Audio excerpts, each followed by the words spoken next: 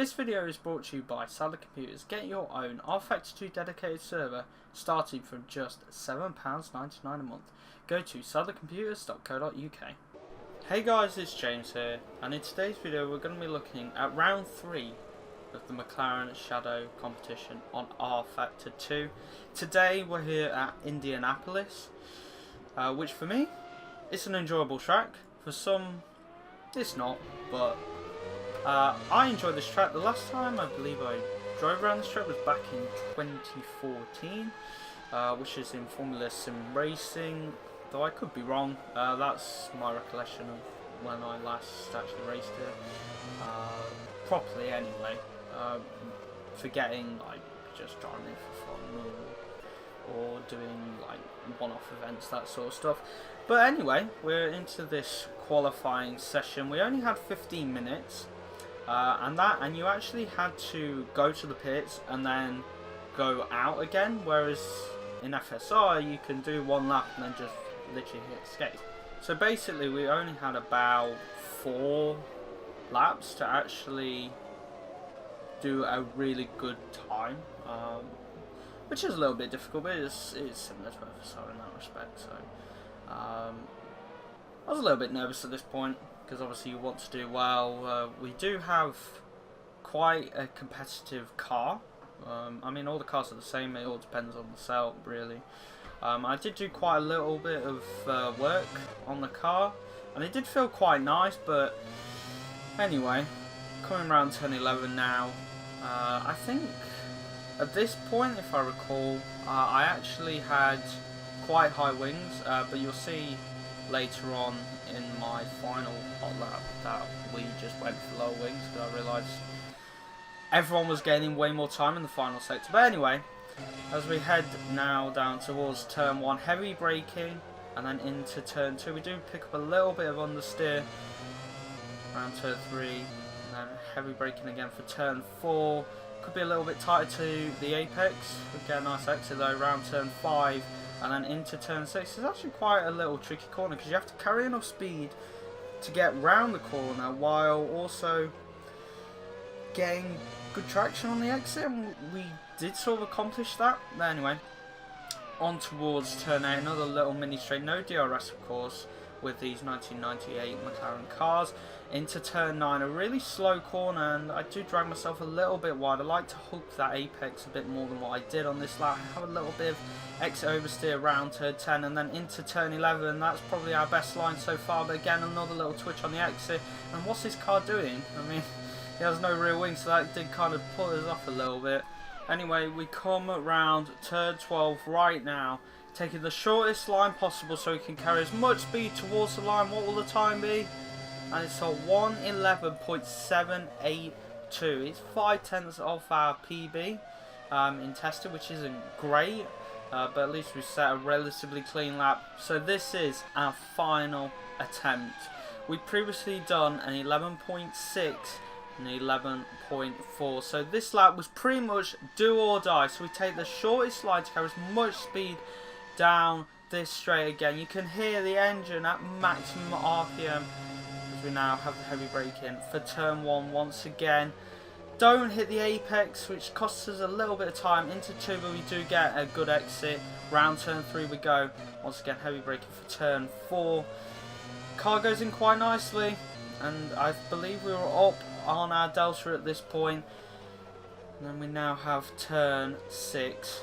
And we hug the apex more than what we did on the first attempt. Round turn 7 and get a good exit. You don't want to use that curve on the exit, otherwise you will bottom out.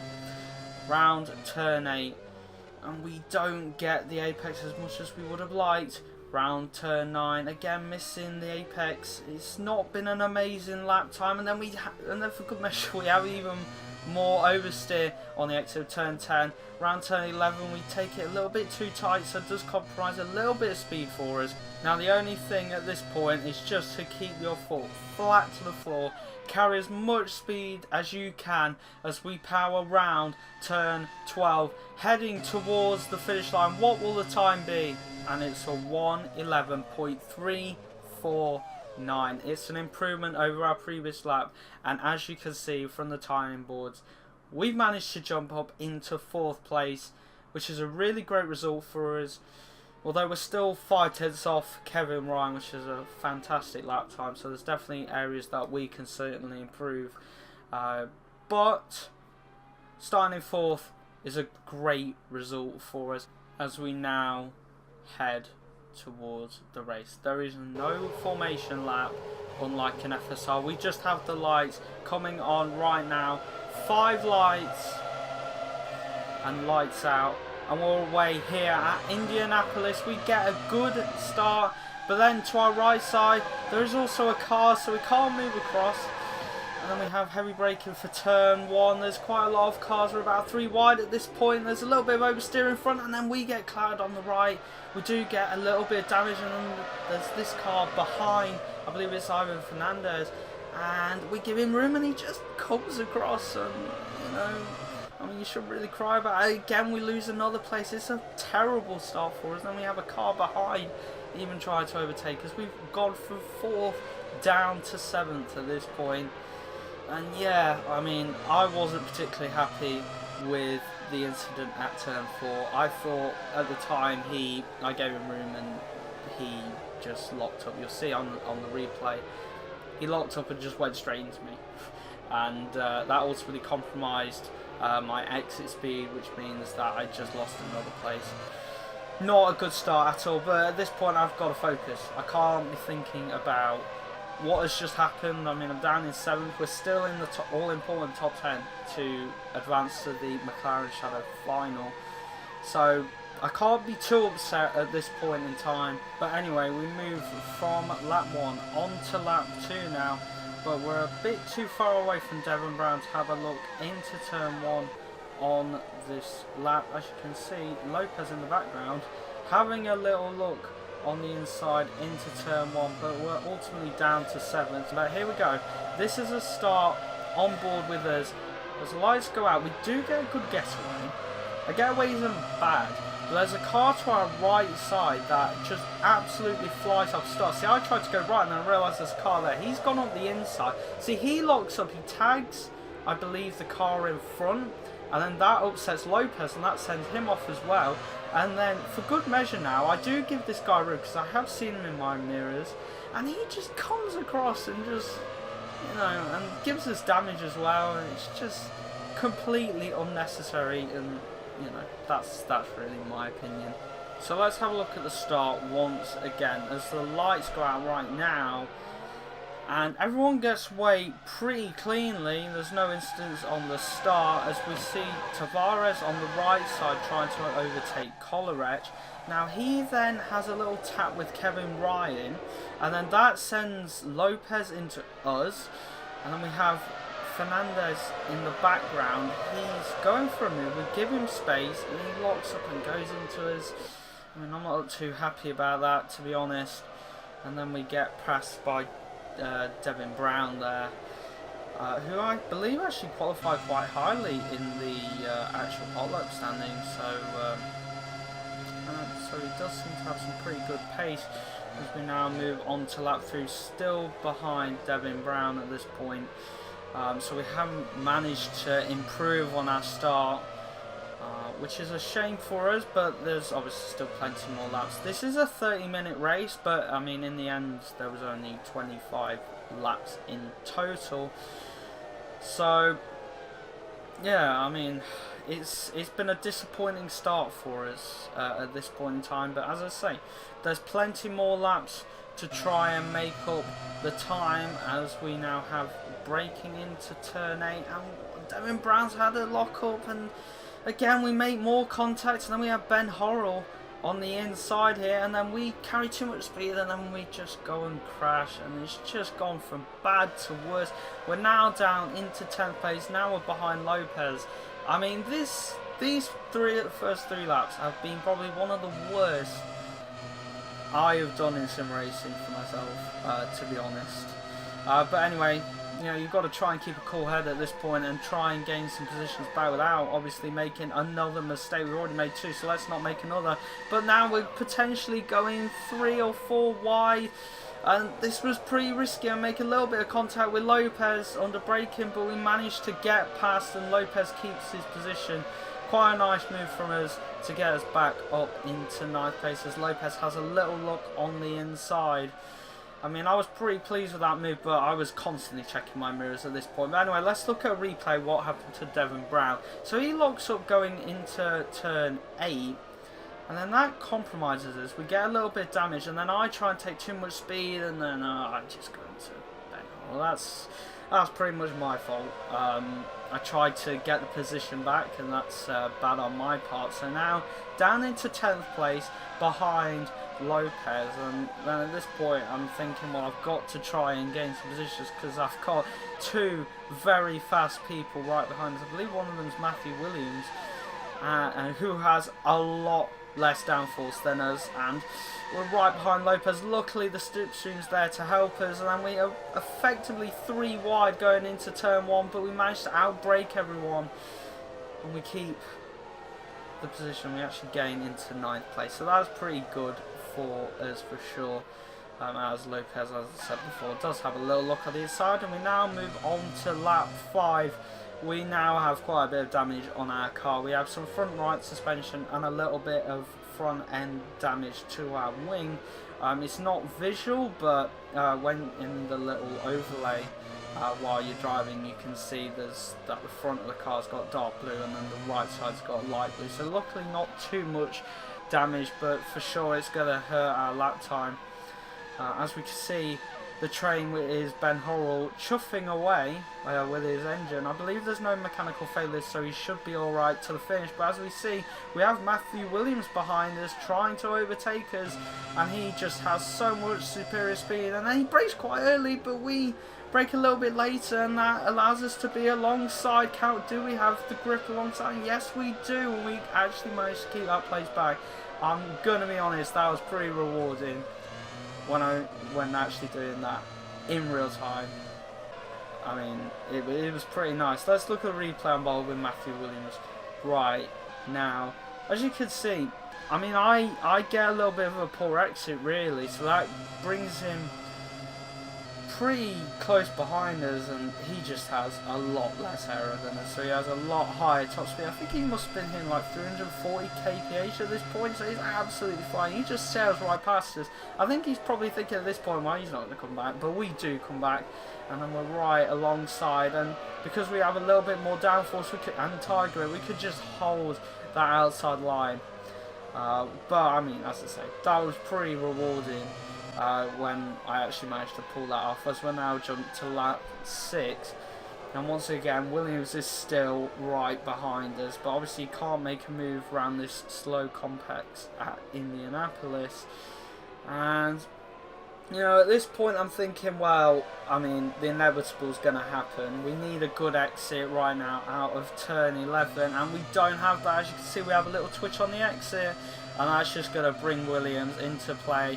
And if we cut to an off-board shot right now, you can see he's just gaining and gaining, and I mean, it's pretty obvious what's about to happen. So I do try and go down the inside. We don't want to do a Barrichello and Schumacher kind of move and squeeze a bit to the barrier, but I mean, he already went through at that point. I just had to let the position go, and he's too far in front for us to actually try and get the position back. So it's about playing the smart game really.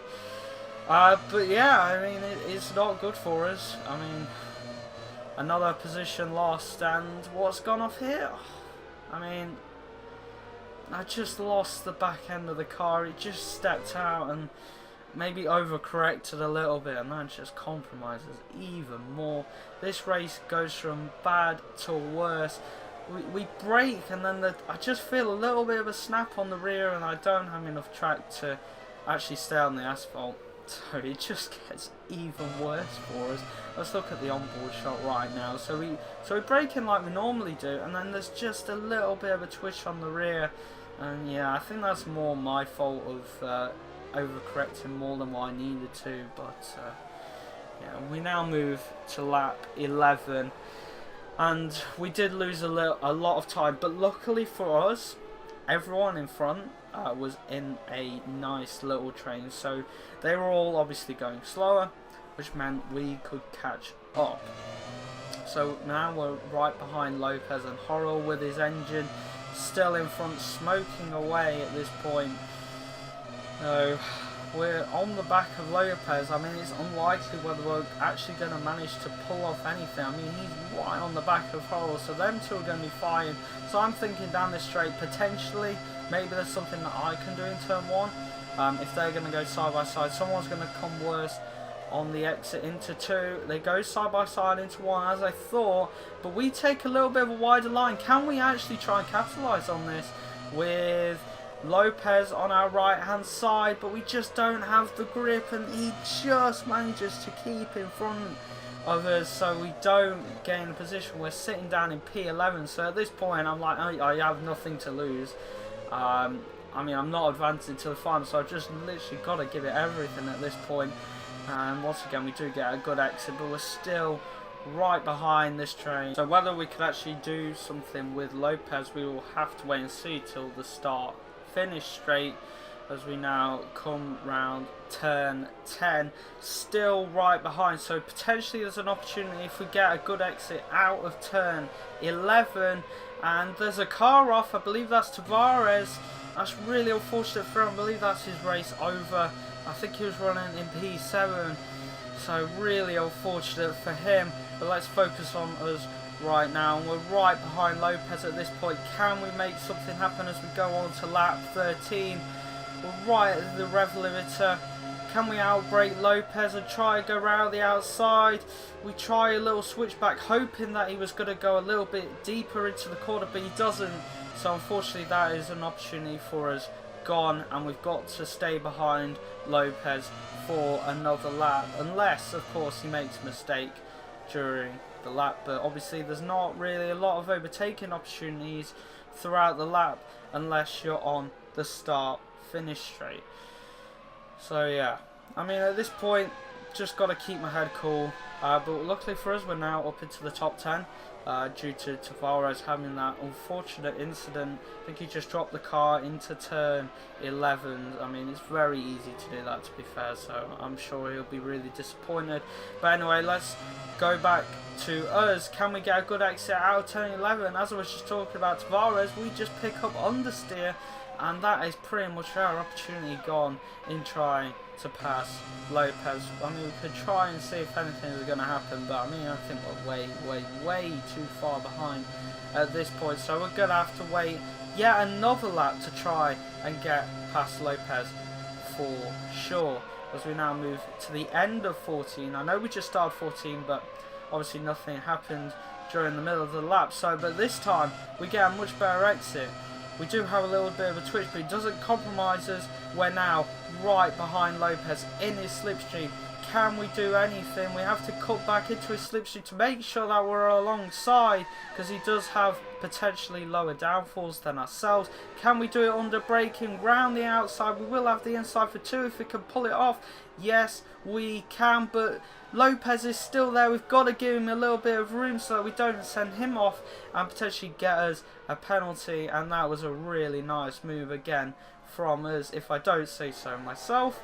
I mean, once again, I really enjoyed that move. So yeah, we now have Ben Horrell in front of us, the guy that has been with the smoking engine pretty much all race. Luckily, I don't think there's any mechanical failures, so I think it's just his engine overheating, but he should be fine to the finish. But the question is on lap 15, can we actually manage to do something as we go around turn 10? Let's see what his exit is like. It's not too bad. As we go around turn 11, we need to make sure we get a good exit, and he doesn't really have a good one, but we do, so this could potentially be an opportunity for us to get past Ben Horrell into turn 1, just like what we did with Lopez. So let's wait and see. Carry as much speed round turn 12. No DRS, of course, just pure slipstream.